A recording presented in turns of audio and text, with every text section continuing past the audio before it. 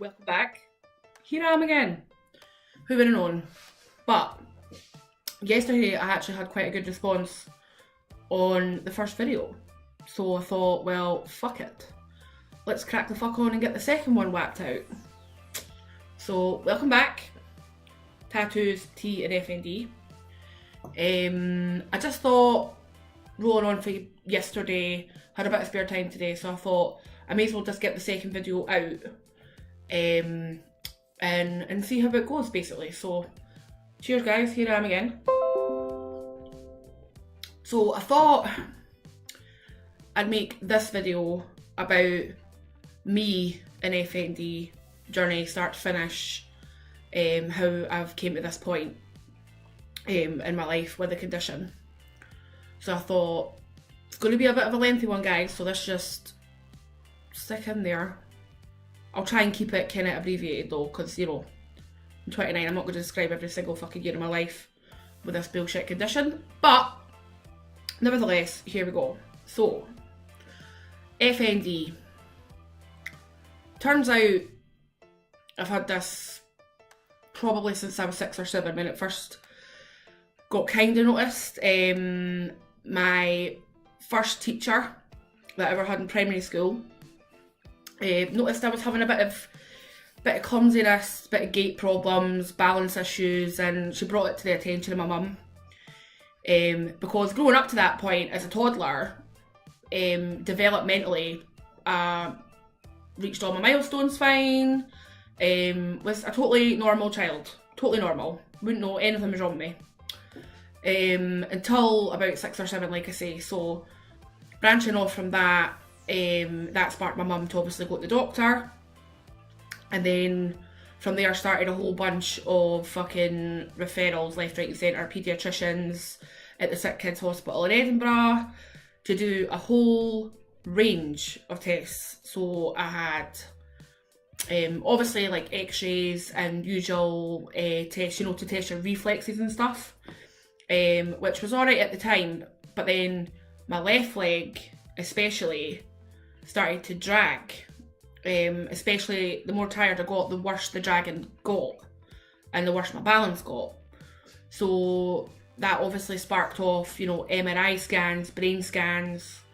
I also had gait analysis when I was like 9, which was actually quite fun, right? Because they just stuck a whole bunch of little balls on you, and you had to walk continuously in front of this camera, and it saw you as like a little stick man made out of balls. So back then I thought, this is interesting, it's quite fun. Although I was knackered. But done that. And I went to motor clinics and all that kind of shit. Physiotherapy. I had generalised physiotherapy for probably 7 or 8 years continuously. At different places with NHS, be it the Sick Kids or wherever. All to no avail. So all that shit got done, and there wasn't really much progress with anything really. My balance was still shit. I was clumsy, but not like normal clumsy. Like tripping over fresh air. Like I'd faceplant on nothing. Like I wouldn't have to trip on anything. I'd be down on the floor instantly. And this is why I look like this. No, I'm joking.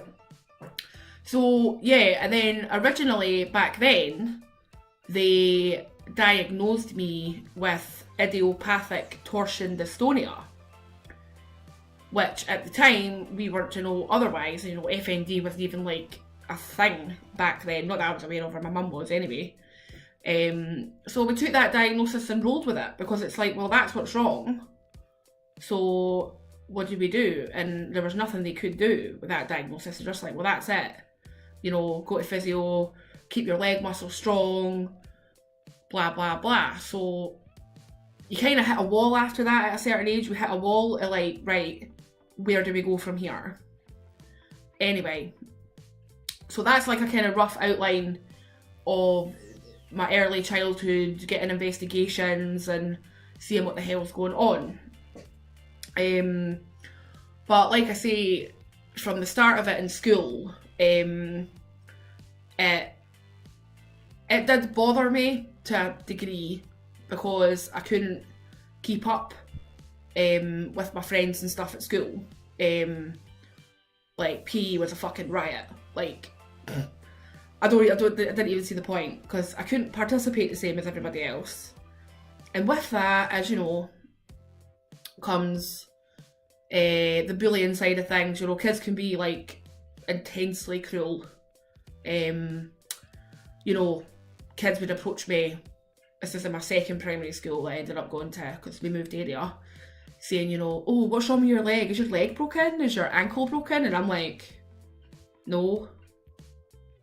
Like, what? Like, as a kid at like 7, 8 years old, like, it just affects you because what do you say to that when you don't even know what's fucking wrong with you yourself? Do you know what I mean?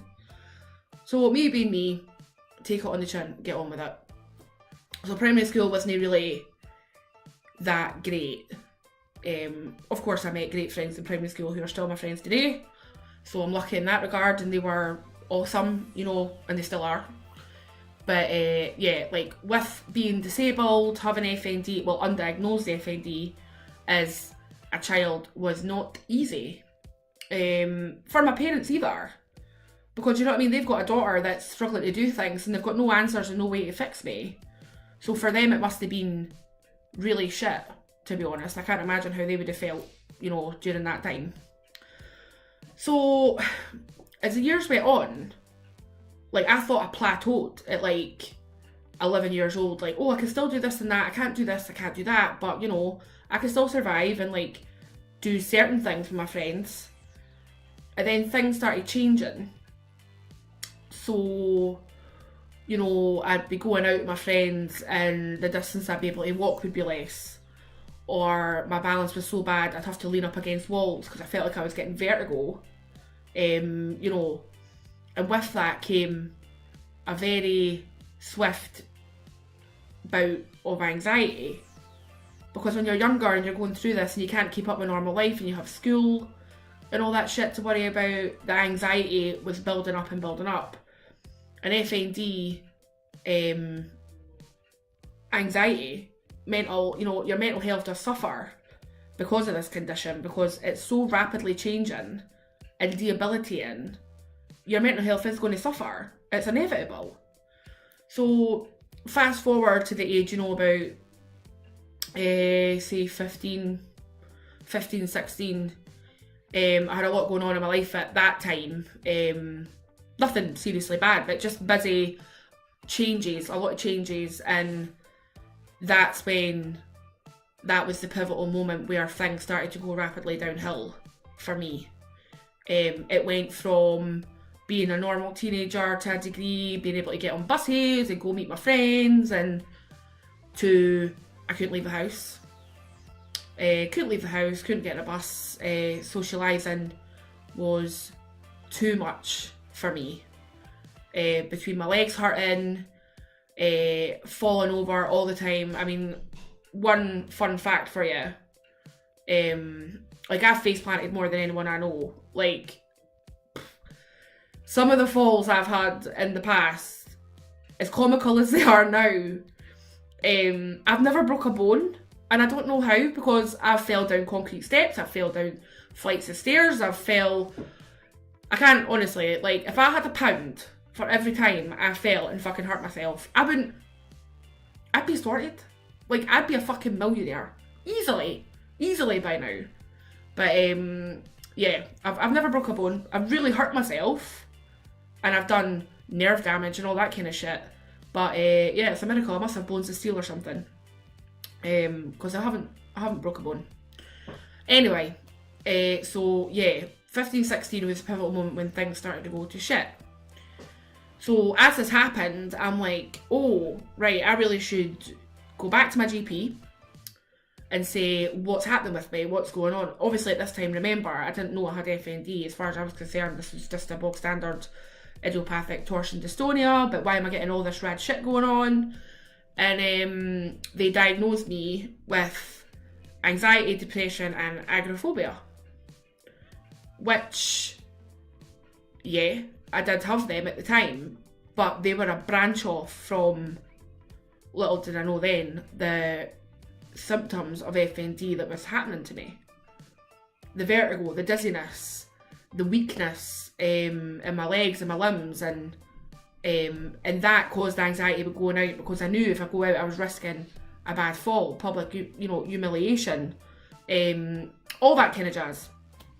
So yeah, it was a really confusing time. I remember saying to my mum, how could I do this 6 months ago and I can't do it now?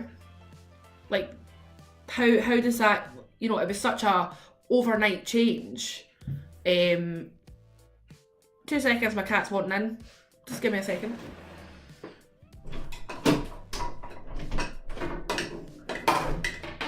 Sorry about that.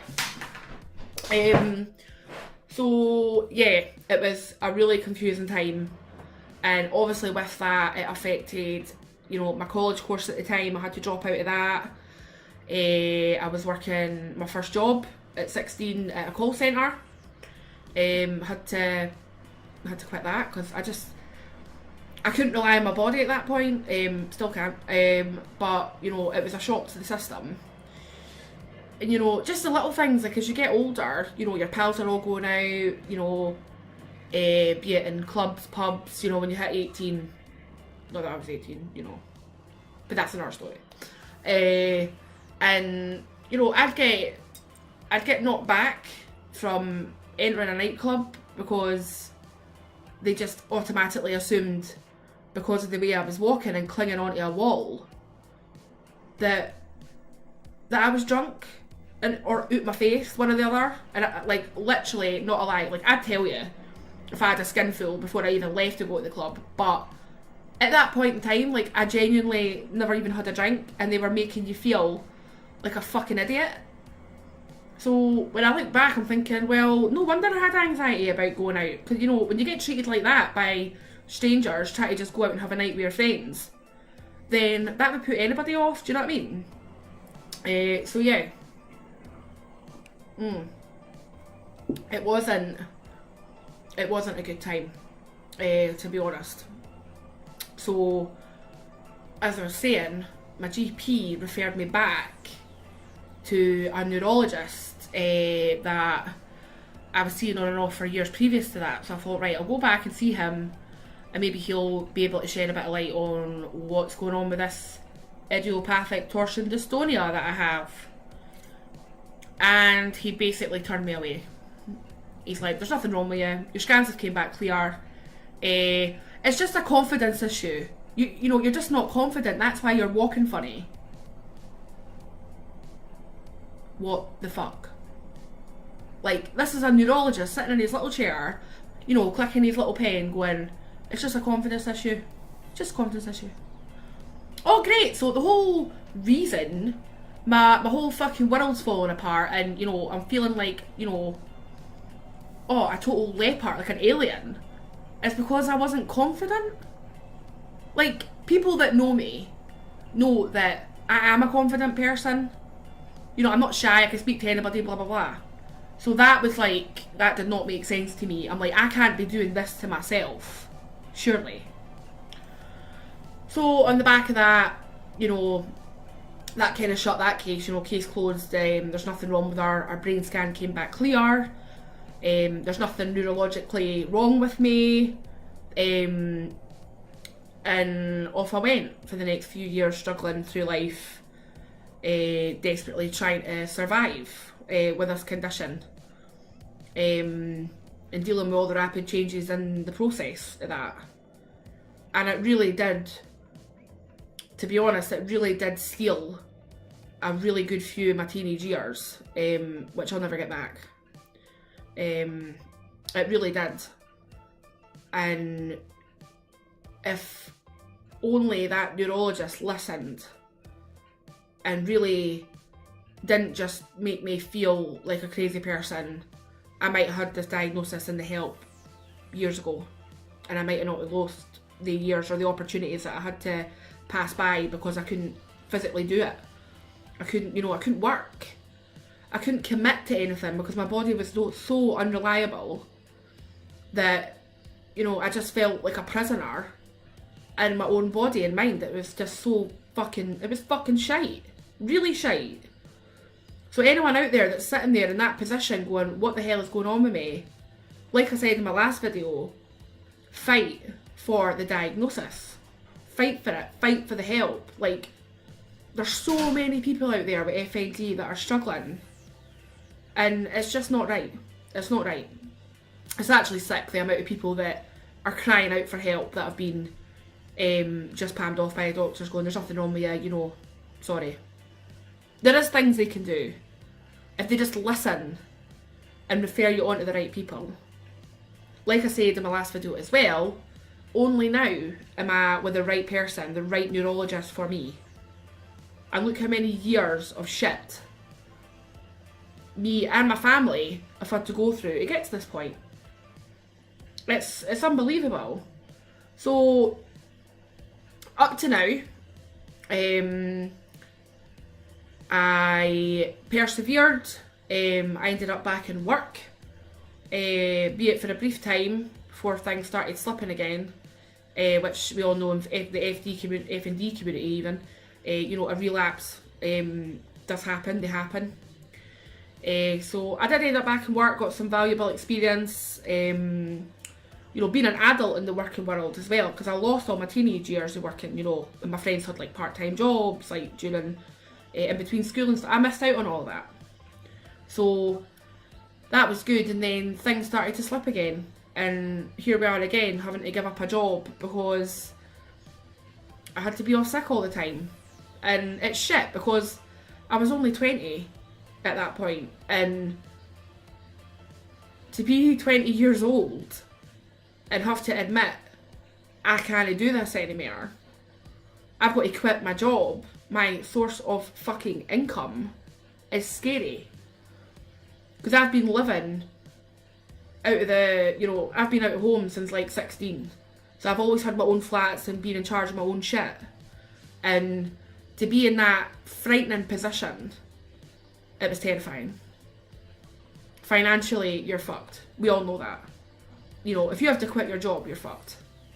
So, scary Mary, but it happened and I got through it as usual. I think when I look back, I don't know how I got through the stress of that. And stress and FND don't mix, as we all know. FND and stress are a horrible combination, because the stress brings on all the symptoms, and it, you know, it amplifies all the symptoms, and it can cause new symptoms. So yeah, stress and FND do not fucking mix whatsoever. The key is to keep fucking calm, which is hard when you're, you know, a 20-year-old lassie sitting without a job, having to quit her job due to medical grounds, and, you know, it was just a shitstorm basically. So, all in all, it's a condition that can work for you or work against you, and unfortunately for me, over the last quite a few years now, it's been trying its damnedest to work against me, and it's not won, but it's won this battle for now, because physically I'm kind of shit.